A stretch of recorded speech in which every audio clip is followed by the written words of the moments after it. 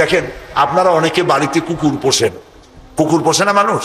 কুকুর সাংঘাতিক বুদ্ধিমান প্রাণী এবং প্রভু ভক্ত।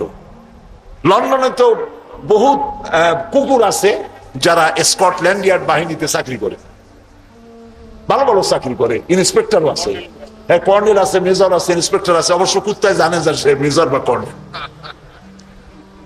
এবং এরা দারুণ হুকুম পালন করে। চোরের ছবিটা দেখায় দেবে আর তার ব্যবহৃত কাপড়টা শুকায় দেবে, বাস শেষ কাম। যেখানে পাবে সেখানে ধরবে। $1 কোটি বা পাউন্ডও যদি দেয় কুত্তায় ছাড়বে না। সাংঘাতিক অফিসারেরা, কথা বুঝতে পেরেছে? তো অনেকে কুত্তা পোষে। এখন কুত্তা পুষেছে, মাহফিল আসছে একটা লোক, রাত 2:30, 2টা বা 11টার সময় বাড়ি ফিরেছে। কুত্তা টের পাইছে অন্ধকার রাত, কে যেন আসতেছে। কুত্তা তার ভাষায় বলেছে হল্ট। এখন বাড়িওয়ালা বলছে এই ডবলু, আদর করে নাম রাখছে কুত্তার ডবলু। একটা ধমক দিল, কুত্তা গলার আওয়াজ শুনে বুঝে ফেলেছে। কিন্তু কুত্তা গলার আওয়াজ বোঝে না। কুত্তা তো ভালো গরুতেও বুঝে। আপনি আপনার গরুরে ডাক দেন অন্ধকারে, গরু আপনার ডাকে সাড়া দেবে, কাছে আসবে। আসে না এরকম? অন্ধকারে গিয়ে গরুর ডাক দিলে বাড়িওয়ালার ডাকে গরু সাড়া দিয়ে আসে না? বিল দিয়ে আসে না? কুত্তায় থেমে গেল, বুঝতে পারলো এ তো আমার মালিক, আমি তো ভুল করছি। যখন মালিক কাছে আসলো, কুত্তায় লেজ লড়াইয়া গাছ সাথে মিশে মিশে লেজ লড়াইতে লাগলো। তার ভাষায় সে বলতে লাগলো আই এম এক্সট্রিমলি সরি। ও গ্রিন সিগন্যাল, লেজ নাড়াইয়া গ্রিন সিগন্যাল দিয়ে দিল, হুজুর আপনি যাইতে পারেন, স্যার আপনার জন্য দরজা খোলা। কিন্তু এইখানে যদি চোর হইতো আর ডাকাইত হইতো আর যত বলতো ডবলু থাম, তাহলে সে কি থামতো? গর্দানে কামড়াইতো, না হয় ঠ্যাঙ্গে কামড়াইয়া ঠ্যাং ঠং ভেঙে দিত, ঠিক কিনা? তাহলে বোঝা গেল কুত্তায় মালিকও চেনে, শত্রুও চেনে। আল্লাহ কয় উলাইকা কাল আনাম, এগুলো জানোয়ারের চাইতে খারাপ, বালহুম আদাল, এই জন্য খারাপ। কুত্তায় তো মালিক চিনলো, দুশ্মনও চিনলো, বন্ধুও চিনলো। এই মানুষগুলি আল্লাহকে চিনলো না, প্রভুকে মালিককে চিনলো না, তাকে অস্বীকার করলো। কুত্তার চাইতেও নিকৃষ্ট। প্রিয় ভাই সব, মানুষের এই 3 প্রকারের দিন, সুস্থ দিন, অসুস্থ দিন, আরেকটি হলো কি দিন? মৃত্যু দিন। সকল প্রকার দিলের একটা চিকিৎসা আল্লাহ কোরআনে করে দিয়েছে। সুবহানাল্লাহ। আল্লাহ রাব্বুল আলামিন বলেন সব হৃদয় জনিত, কলব জনিত রোগের চিকিৎসা হলো আলা বিযিকিরিল্লাহি তাতমাইন্নুল কুলুব। একমাত্র আমার স্মরণ, আমার জিকির, আমার স্মরণ মানুষের অন্তরাত্মাকে ঠান্ডা করে দিতে পারে, কলিজা ঠান্ডা করে দিতে পারে। আমার স্মরণে, আমার জিকিরে, আমার পথ অনুসরণে। প্রিয় ভাই সব, হযরত লোকমান তিনি বলছেন, আল্লাহ তাআলা বলছেন আমি তাকে কি দিয়েছিলাম? জ্ঞান দান করেছিলাম। সেই জ্ঞানের ভিত্তিতে জ্ঞান দিয়েছিলাম এই জন্য যেন তিনি আমার শুকর আদায় করেন। হযরত লোকমান আল্লাহর দেওয়া জ্ঞান দিয়ে শুকর আদায় করলেন এইভাবে যে তিনি আল্লাহর গুণগান, আল্লাহর তাওহীদের প্রচার শুরু করে দিলেন। সুবহানাল্লাহ। আল্লাহ তাআলা বলছেন ওমান ইয়াশকুর, যে ব্যক্তি কৃতজ্ঞতা স্বীকার করে তা তার নিজের জন্য, আর যে করে না সে তার নিজের ক্ষতিই করে। এই যে আমরা মাগরিবের নামাজ পড়লাম, এই নামাজ পড়ছি কার জন্য? বলেন সবাই। উপকার হবে কার? উপকার হবে আমার। এই যে মাঝে মধ্যে আপনারা আলহামদুলিল্লাহ বলেন, সুবহানাল্লাহ বলেন, এতে উপকার কি আল্লাহ না আমার? বলেন সবাই। আমার তাম পৃথিবীর। এটা এই জন্য যে আল্লাহ তাআলা বিরাটত্ব, খুব লক্ষ্য করুন, আল্লাহ তাআলা বিরাটত্ব, মহানত্ব, শ্রেষ্ঠত্ব এবং মর্যাদার যে স্তরে আল্লাহ তাআলা আছেন, আমরা শুকর করে, প্রশংসা করে, সেজদা করে সেই স্তর থেকে 1 ডিগ্রি উপরে উঠাইতে পারবো না। এবং যেখানে তার মর্যাদা আছে, সারা পৃথিবীর সব মানুষ যদি আল্লাহকে অস্বীকার করে, ওই স্তর থেকে 1 ডিগ্রি নিচে নামানো যাবে না, অসম্ভব। এই জন্য কৃতজ্ঞতা যে প্রকাশ করে সে আল্লাহর জন্যই করে। আমরা যদি আল্লাহর জিকির আজগার না করি, আল্লাহর ক্ষমতা শেষ নাকি? বলেন। আল্লাহ রাব্বুল আলামিন বলেন ইউসাব্বিহু লিল্লাহি মা ফিস সামাওয়াতি ওয়া মা ফিল আরদ। আকাশে যা কিছু আছে, জমিনে যা কিছু আছে, এর মাঝখানে যা কিছু আছে, সব আমার জিকির করছে, আমার তাসবিহ পড়ছে। আপনারা বসন্তকালে গাছের ডালে শোনেন কোকিল পাখি কুহু কুহু করে ডাকতেছে। আল্লাহ রাব্বুল আলামিন বলেন ওয়ালাকিন লা তাফকাহুনা তাসবিহাহুম, তোমরা ওদের তাসবিহ বোঝো না, তোমরা শোনো কুহু কুহু, আসলে সে ডাকে আল্লাহু আল্লাহু। বউ কথা কও, আছেন একটা পাখি মমন সাইতে নাই আছে, ছোটবেলা থেকে শুনতেছি বউ কথা কও, বউ কথা কও। ওর বউ এত অভিমান করলো কেন? কথা মোটে কই না, আসলে বউ কথা কও আমরা শুনি। আর আল্লাহ বলছেন ওয়ালাকিন লা তাফকাহুনা তাসবিহাহুম, ওরা আমার জিকির করছে তোমরা বুঝো না। মানুষ বুঝবে কেন? মানুষ তো আন্দাজে যা শোনে শব্দের সাথে আপনি যা মিলাবেন তাই কিন্তু হয় ভাই। যেমন ট্রেন ছাড়ছে, ট্রেন যখন ছাড়লো তো প্রাথমিক আওয়াজ শোনা যায় যাচ্ছি যাব যাচ্ছি যাব, যখন জোরে চলে তখন শোনা যায় যাচ্ছি যাব যাচ্ছি যাব, এরকম শোনা যায়, ঠিক না? শব্দের সাথে এরকম যা মিলাবেন তাই হবে। এক ব্রিটিশ নাগরিক নাকি আসছিল বাংলাদেশে, আসে দেখে জমিনে চাষ করতেছে এক লোক দুপুর বেলা, তো তারে গিয়ে ব্রিটিশ জিজ্ঞেস করতেছে, ব্রিটিশ নাগরিক জিজ্ঞেস করতেছে ইংলিশ, বেটা হাউ ডু ইউ ডু? তো কৃষক বলতেছে আমার বুঝি খাইয়ে খেয়ে কাম নেই, এখন তোমার সাথে আমি এই চাষ ছাড়িয়ে দিয়ে হাডুডু খেলবো, এটা কথা হইলো নাকি? মানে শব্দের সাথে মানুষ যা মিলাইতে চায় তাই মেলে। আল্লাহ তাআলা বলছেন তোমরা যা শুনতে পাও, পাখিগুলি তার কলকাকলিতে, বাতাস তার শনশন রবে, নদীগুলি তার কুলু কুলু নাদে, পাতাগুলি তার মর্মর শব্দে, যত আওয়াজ শুনতে পাও এগুলি সব নিছক আওয়াজ নয়, সবগুলির ভিতর থেকে আমার জিকির আমার তাসবিহ হতেছে আল্লাহু আল্লাহু আল্লাহু আল্লাহু। হযরতে লোকমান বলেন, আল্লাহ তাআলা শোনাচ্ছেন লোকমানের কথা, وَإِذْ قَالَ لُقْمَانُ لِابْنِهِ وَهُوَ يَعِظُهُ يَا بُنَيَّ لَا تُشْرِكْ بِاللَّهِ। স্মরণ করো সেই সময়ের কথা যখন লোকমান তার ছেলেকে ডেকে বলছেন ইয়া বুনাইয়া, হে আমার কলিজার টুকরা সন্তান। আপনারা কি শুনতেছেন? আমার সাথে থাকো, তাহলে বুঝতে সুবিধা হবে। হযরতে লোকমান বলছেন ইয়া বুনাইয়া, ও আমার কলিজার টুকরা সন্তান। ওলামারা জানেন যে এখানে হওয়া উচিত ছিল ইয়া ইবনি, ইয়া ইবনি, ও আমার ছেলে, কিন্তু আল্লাহ তাআলা শোনাচ্ছেন লোকমান ডেকে বলেছি ইয়া বুনাইয়া, আমার ছেলে, ওইভাবে না বলে তিনি বললেন কি ইয়া বুনাইয়া। বুনাইয়া মানে কি?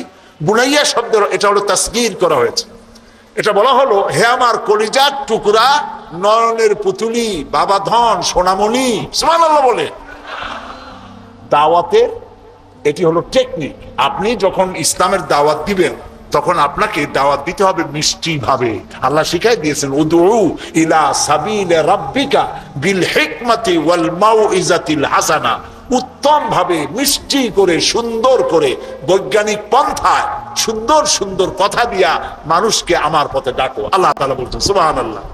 এই জন্য আপনি মেজাজ খারাপ করলে পারবেন না।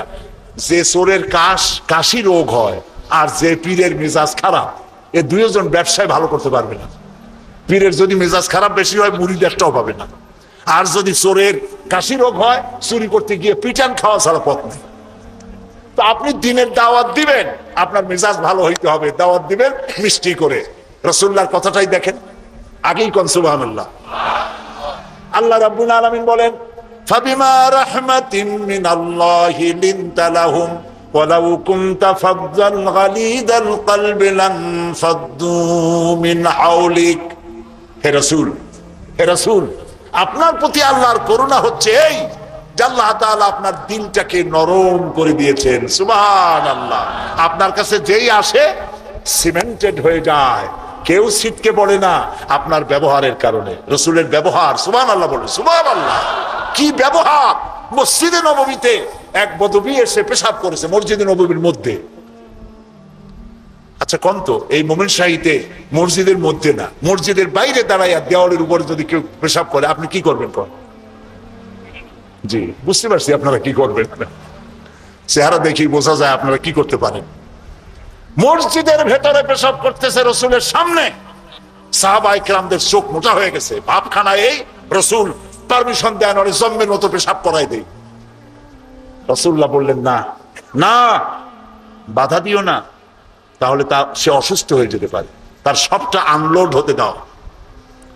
সবটা শেষ হইল, রাসূলুল্লাহ তাকে কাছে ডাকলেন, ডেকে বললেন, তুমি যে কামটা করলা, তুমি কি জানো এটা কি? কয় না, তা জানি না। তিনি বললেন, এটা হলো মসজিদ, আমরা এখানে আল্লাহরে সেজদা দেই। তোমার যখন এই কাজের দরকার হবে তখন বাইরে গিয়ে করবা। তোমাদের উপাসনালয় আছে না? কয় যে আছে। তো সেইখানে যদি এই কাম কেউ করে তাহলে তোমার কেমন লাগবে? এই কাজটা কখনো করবা না। লোকটি বলল, আমি তো শুনেছিলাম আপনি বাদশাহ, তা আমি এখন বুঝলাম আপনি বাদশাহ না। বাদশাহ হইলে যে কাম আমি করছি এতে তো আমার কল্লা এতক্ষণ গড়াগড়ি যাইতো। আপনি তো বাদশাহ না, আপনি অবশ্যই অবশ্যই আল্লাহর নবী, কোনো সন্দেহ নাই আমার মনের মধ্যে। এই ছিল রসুলের ব্যবহার। রাসূলুল্লাহ সাহাবীদের দিকে তাকায় বললেন, ইন্নামা বুইসতুম মুয়াসসিরিন, ও সাহাবীরা, আল্লাহ তোমাদেরকে পাঠাইছেন মানুষের কাছে দ্বীনকে সহজ করার জন্য, কঠিন করার জন্য নয়। রাসূলুল্লাহ যখন দাওয়াতের লোক পাঠাতেন বলতেন, ইয়াসসিরু ওয়ালা তুআসসিরু, মানুষকে সহজ করে দ্বীন বুঝাও, কঠিন করে বুঝায়ও না। বাশশিরু ওয়ালা তুনাফিরু, বেহেশতের খবর দিয়া মানুষকে দ্বীনের পথে ডাকো।